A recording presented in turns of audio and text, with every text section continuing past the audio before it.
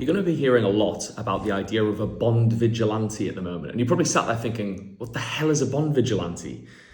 It's really quite simple. So I'm going to run a worked example. I want you to assume that you are lending money to someone.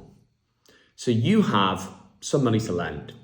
The person that you're lending money to makes £30,000 a year. Okay, fair enough.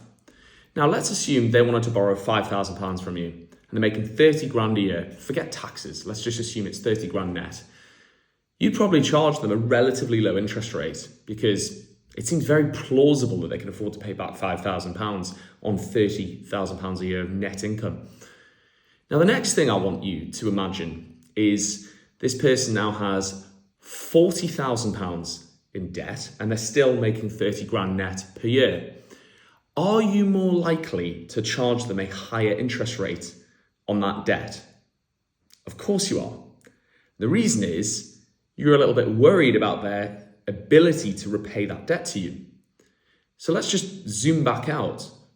What are we seeing with the United States? Well, it's the same thing. So US GDP is $30 trillion a year, roughly. And US debt is around $40 trillion now. So 125% debt to GDP ratio.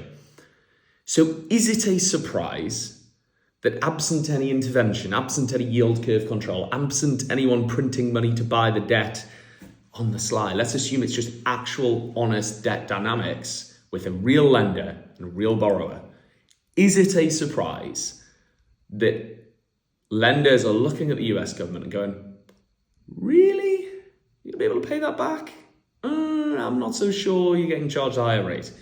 The next thing is, if you were lending this theoretical friend of yours, $5 grand and they're already 40 grand in debt, what are they using it for? If they said to you, oh, I'm going to take this $5 grand and I'm going to invest it in something that will pay me a return of 8% a year, you might get, okay, all right, okay, so you're using it for investment purposes.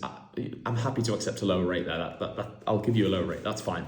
But if they said, oh, I'm going on holiday, again, you would be a bit worried about the ability to repay. So that is the premise of the bond vigilante. It's just lenders looking at a state's finances and going, really? I don't believe you.